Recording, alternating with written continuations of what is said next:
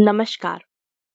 क्या आपने किसी ज्योतिषी को अपनी कुंडली दिखाई और उन्होंने कहा, अरे आपकी कुंडली में तो राजयोग है, आप तो राजाओं जैसी जिंदगी जिएंगे, मगर आज आप संघर्ष कर रहे हैं। नौकरी की टेंशन है या बिजनेस ठप पड़ा है। तो क्या वो ज्योतिषी झूठ बोल रहा था या फिर आपकी किस्मत ही खराब है? आज की इस वीडियो में हम इसी राजयोग मिथ का पर्दाफाश करेंगे।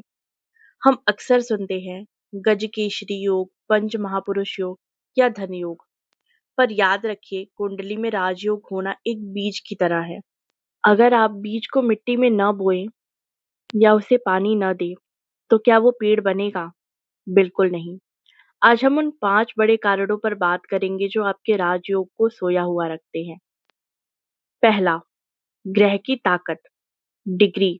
मान लीजिए आपके पास एक बहुत बड़ी सेना है, पर उसके सारे सैनिक या तो 90 साल के बुजुर्ग हैं या फिर 5 साल के छोटे बच्चे। क्या वो जंग जीत पाएंगे? बिल्कुल नहीं।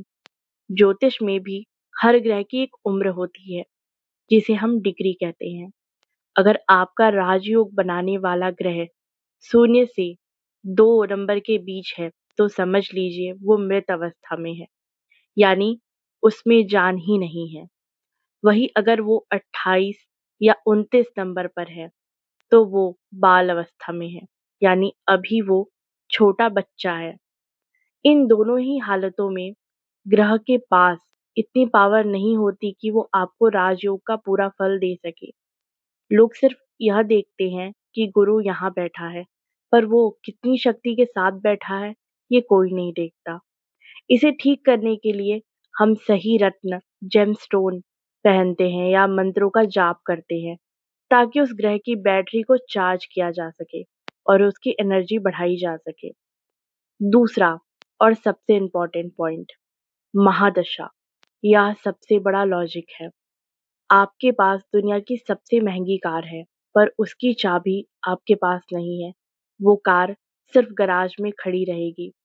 ज्योतिष में महादशा ही वो चाबी है जो किसी भी योग को अनलॉक करती है। अगर आपकी कुंडली में शानदार राजयोग है जो शनि बना रहा है, लेकिन शनि की महादशा आपकी लाइफ में तब आती है जब आप 85 साल के हो चुके हैं, तो क्या उसका क्या फायदा? राजयोग का फल तब मिलता है जब सही ग्रह की दशा सही उम्र, करियर, शिक्षा के समय में आए। इसीलिए सिर्फ योग मत देखिए, चेक कीजिए कि क्या उस ग्रह की दशा चल रही है। तीसरा पॉइंट, ग्रह का अस्त होना या शत्रु राशि में होना। सूरज, सन के पास जब कोई ग्रह आता है तो वो अस्त हो जाता है, यानी सूरज की रोशनी में उसकी पावर जल जाती है। मान लीजिए आपका राजयोग बनाने वाला ग्रह सूरज के बहुत करीब है, तो वो आप अपना असर दिखा ही नहीं पाएगा।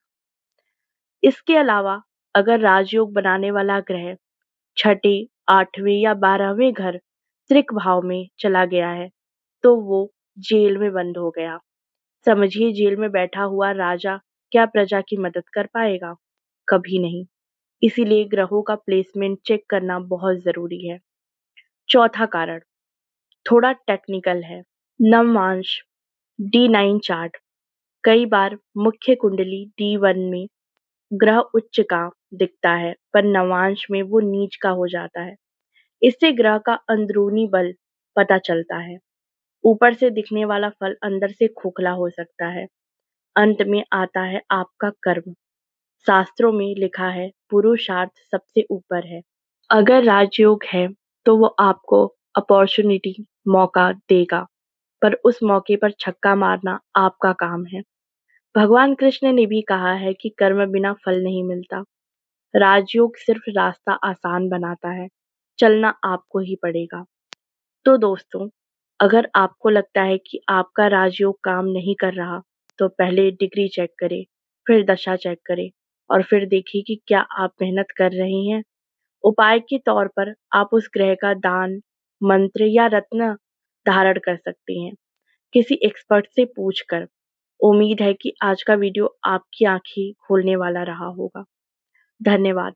हर हर महादेव।